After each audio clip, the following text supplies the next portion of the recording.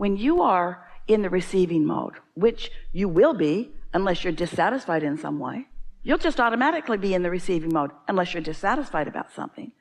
Satisfied is your default position from non-physical. You've sort of taught yourself otherwise as you got here and hung around with them. But satisfied is what's normal to you. So we want to say being satisfied is being in the receiving mode. And being in the receiving mode is being tuned in, tapped in, turned on. And being in the receiving mode is being in the replenishing mode. It's the clarity mode. It's the optimum mode. But we also want to say all of that is being under the influence of your source energy. Under the influence of that pure, positive energy. Under the influence. Well, in every waking moment, you're under the influence of something. Because you're offering a vibration that is causing you to tap into something. In other words, when you offer a radio signal, law of attraction finds for you a vibrational equivalent. So you're always under the influence. Esther created and sent to the printer and has received back now some dash cards. A dash card, it's written backwards. So if you look at it, you can't really tell what it is. But when you put it on your dash or in front of a mirror, if you don't have a car, and it reflects, when you read it back, it says, and she didn't think it would be a good bumper sticker. She didn't think you should run around with this on your bumper. Under the influence. Under the influence. So when you care that you're in the receiving mode or under the influence, or you're aware of what influence you're under, am I under the influence of source or the worrisome mother that talked about so many things that could go wrong? Am I under the influence of source or CNN? What am I under the influence of? Those are where you're making the choices, because you've already put it in your vortex, and what's in your vortex is already gestated and it's already ready to be birthed out here into the atmosphere where you can see it and hear it and smell it and taste it and touch it. So you've already made the choices.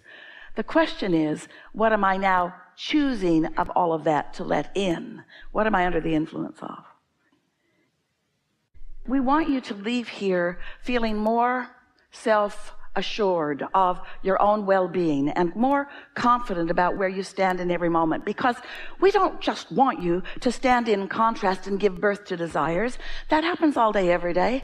We want you to be so confident of the unfolding of those desires that you stand in happy, satisfied expectation of the unfolding of them. We want every phase of your desires, from the birthing of the desire as it bursts into your consciousness to the full manifestation of it, to be the pleasurable experience that you expected it to be when you made the decision to come into this physical body.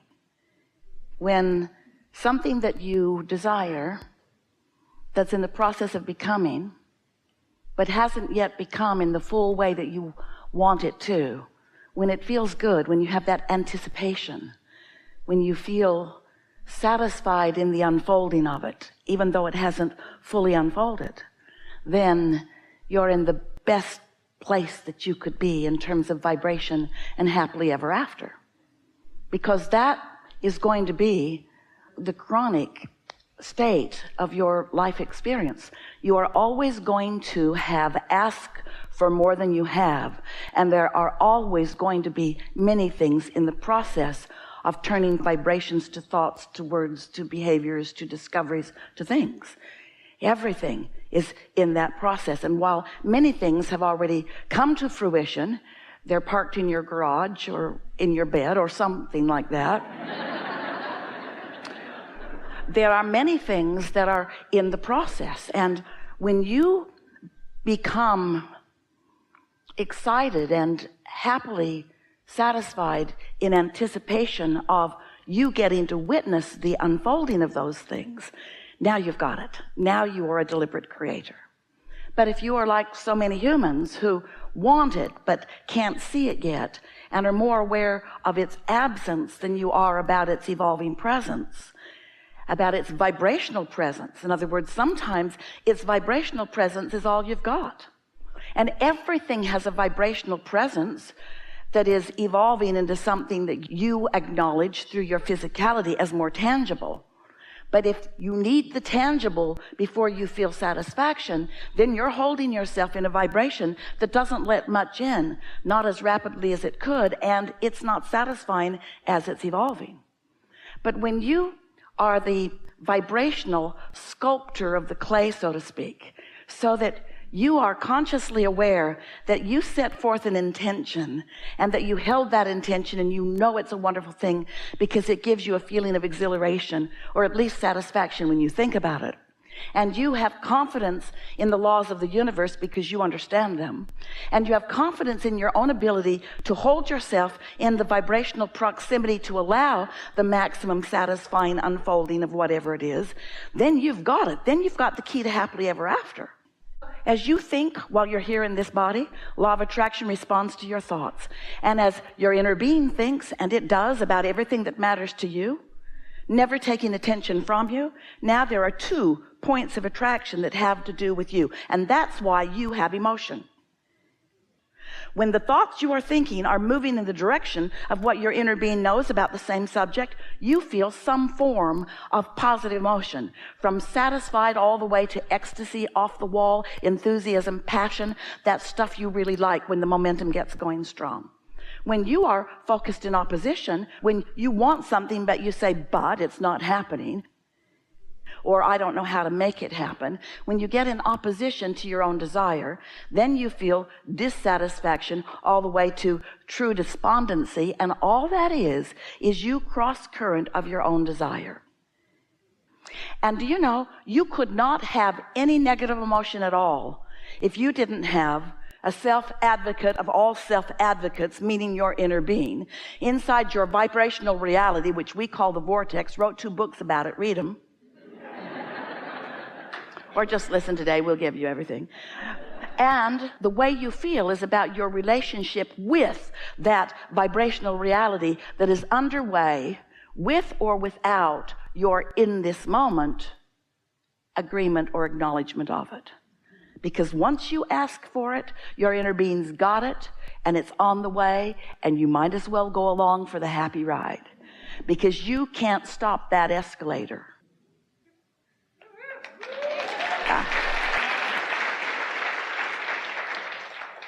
One more thing we want to give to you. But if you need tangible evidence, if you need to see it before you believe it, or see it before you trust it, or see it before you feel happy, then you're in a holding pattern where you're mostly only happy about what somebody else created, or about what you created accidentally and didn't know that you had anything to do with. There's a lot of that going on. You stumble into good things all the time. But isn't it a nice thing when you do that on purpose? So we're here in response to your request to help you to understand how to consciously integrate your own awareness into the awareness of your broader inner being.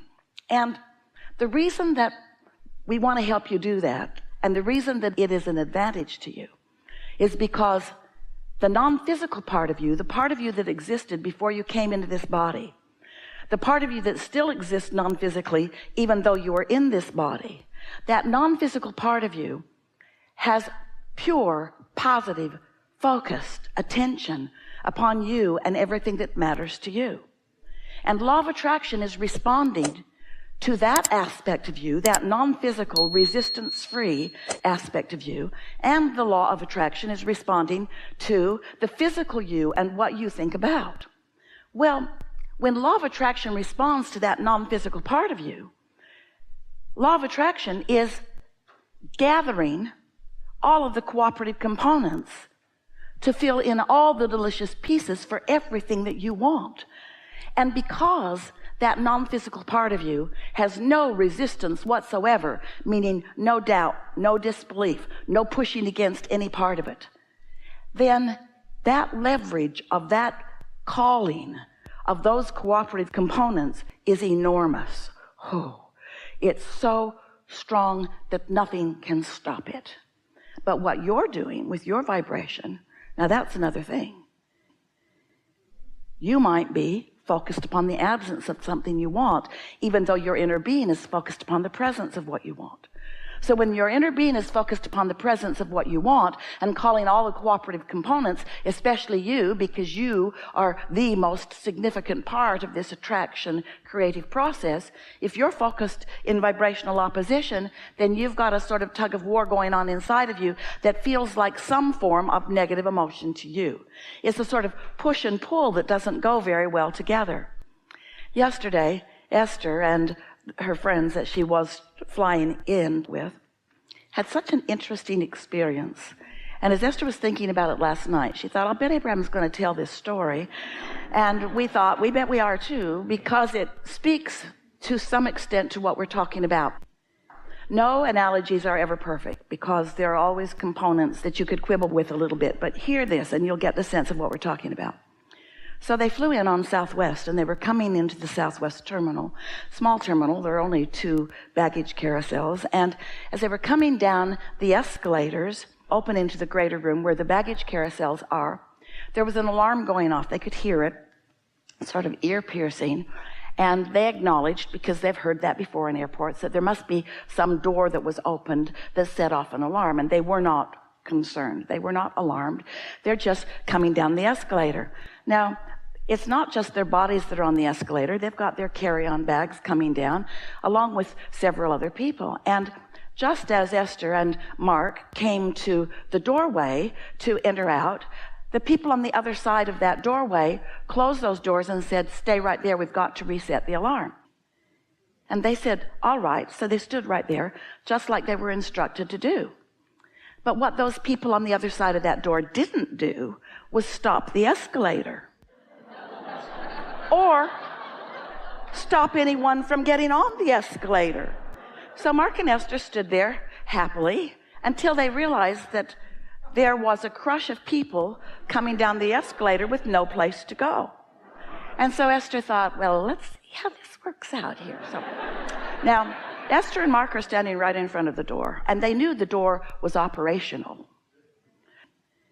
There were just people on the other side of the door, policemen with guns and airport employees, who were making this decision, and apparently were not knowledgeable about how to turn the alarm off. So a lot of people were coming down the escalator, and Esther turned around and acknowledged how many more were coming, and also acknowledged that there was not going to be enough room for them, and the crowd was starting to panic. Have you ever been coming off of an escalator and someone has decided to stop and hug someone right where you need to get off? And compound that with your luggage and all that other things. And so there was a true sense of panic in the room. So Esther just opened the door. And they said, no, no, no, no, no. And Esther said, yes, yes, yes, yes, yes. You guys need to think this through. And the crowd is going, yay! So there are a few points we want to make here. First of all, be a self-advocate.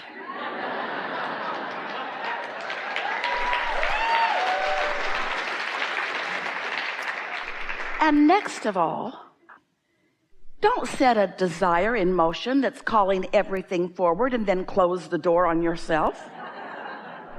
Don't hold beliefs that block you from your own desire. It will squish you into a tiny little thing. You do that to yourselves on pretty regular basis. You ask and the whole universe calls, and all forces, the energy that creates worlds, set things in motion, and then you stand stubbornly with some bogus, flawed premise belief while the whole world tramples you in your unwillingness to move in the direction of your own desire.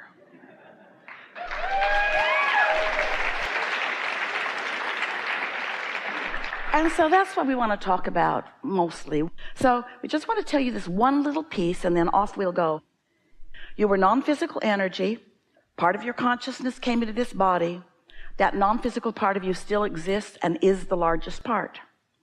We've enjoyed this interaction. You are a wonderful group of consciousnesses. It's exhilarating to us to play with you, and it has been satisfying to us to feel your frequencies moving into alignment with who you really are steadily as a result of the conversations that we've had.